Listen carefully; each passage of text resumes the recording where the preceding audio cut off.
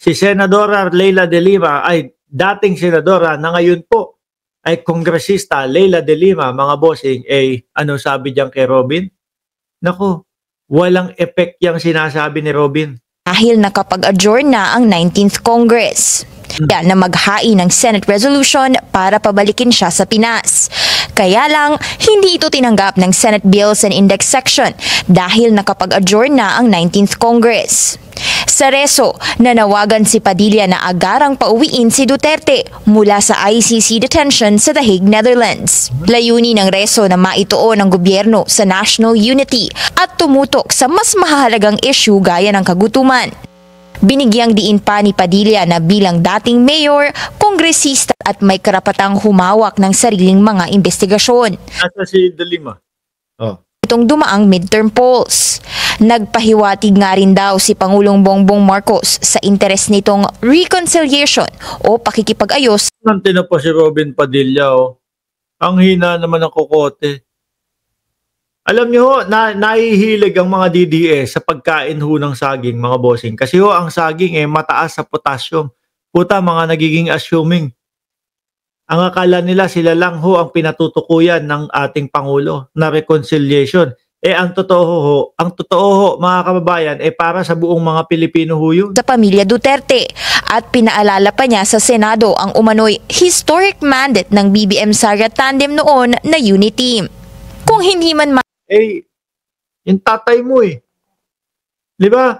Kung ano-ano yung mga pinagsasabi ng dating Pangulong Duterte, Bisdak Vlog, shout out from Jensen, sabi ni Bisdak Vlog, Yung tatay niya, kung ano-ano ho yung mga pinagsasabi, mga bossing, Tapos ngayon, etong nakulong na, unitim daw, gusto yung unitim ulit. Mga siraulo. Ipauwi si Duterte ng walang ICC conditions. Sabi ni Padilla, pwede raw hilingin ng interim release habang hinihintay ang kanyang trial. Pwede raw ito gawin kahit ad cautelam o yung legal way para makipag-cooperate sa ICC without record. Sabi ni Jerby Navarrete, wag na tayong pa-stress kay Robin. FK Robin. Sige, alisin na natin si Robin Padilla. Bahala ka dyan, Robin Padilla. Total naman, walang nangyari dyan.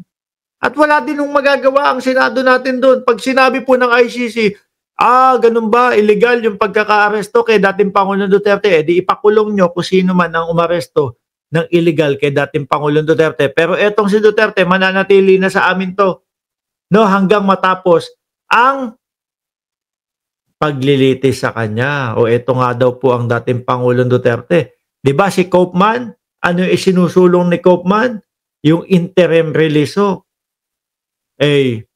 Papayag po ba yung prosecution, mga kababayan, nang hindi nila hahadlangan yun? Siyempre hindi. Since March, while awaiting trial, prosecutors urged the International Criminal Court to reject the request of ex-Philippine President Rodrigo Duterte for his interim release.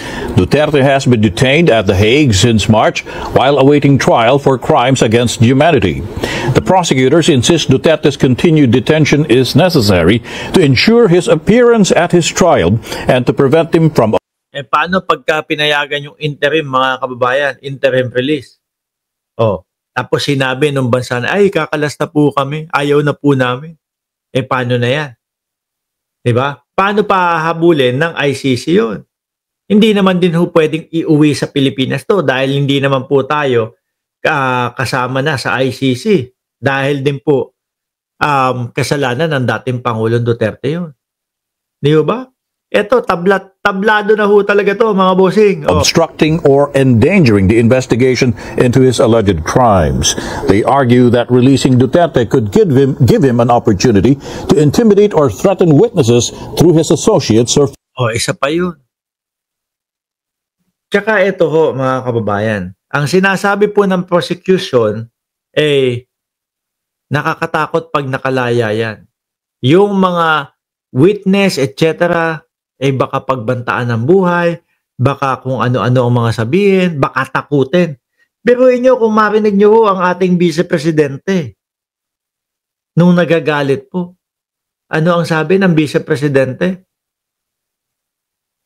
Mayroon na siyang kinausap para patayin si Bongbong Marcos, Lisa Araneta Marcos. at si Martin Romualdez na House Speaker ho, mga kababayan. Presidente yon, asawa ng presidente, House Speaker. Hindi po mga basta-bastang tao yon. Pero ang pagbabanta ng vice-presidente, ganun-ganun na lang ho. Paano pa ho yan? Yung mga witness,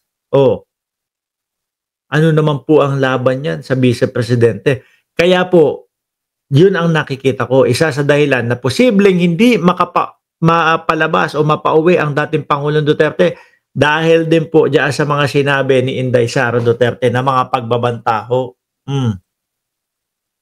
Family members. They cited the strong police and military connections of his daughter, Vice President Sara Duterte. Prosecutor. Di ho ba, mga kababayan?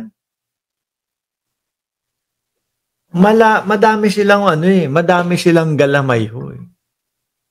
Kaya ako naniniwala ho, hindi ho papayagan itong interim release ho, mga bossing.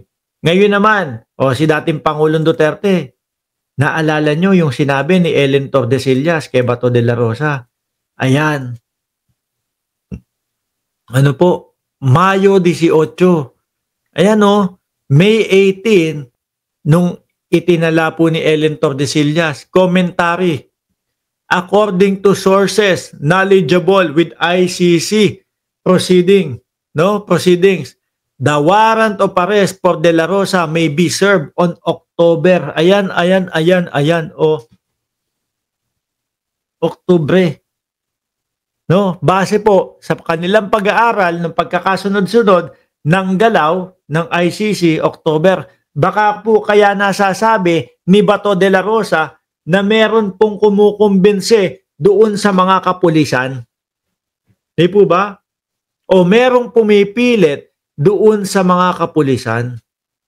Yun yung sabi ni Bato. Pinipilit yung mga kapulisan na pumirma o magtestigo laban sa akin. Baka ang katotohanan nun, Tobats, is nakipag-ugnayan na yung mga kapulisan. Dahil unang-una, nakita nila, kung si dating Pangulong Duterte, naioblo nitong mga ito. Ano pa kaya ako? Ako inutusan lang naman ng dating Pangulo. Makipag-ugnayan na ako sa kanila. Makipagtulungan na ako sa kanila para naman hindi mawalay ako sa aking pamilya. Di ho ba? Baka ito pong sinasabi ni Bato de la Rosa, mga kababayan, na paghimok po o pakikipag-usap doon sa mga kapulisan, kaugnay na din po ito para ma-serve na yung warrant of arrest ni Bato de la Rosa sa Oktubre ho. Ayan ho. Knowledgeable with ICC proceedings, the warrant of arrest for De La Rosa may be served in October if he is not physically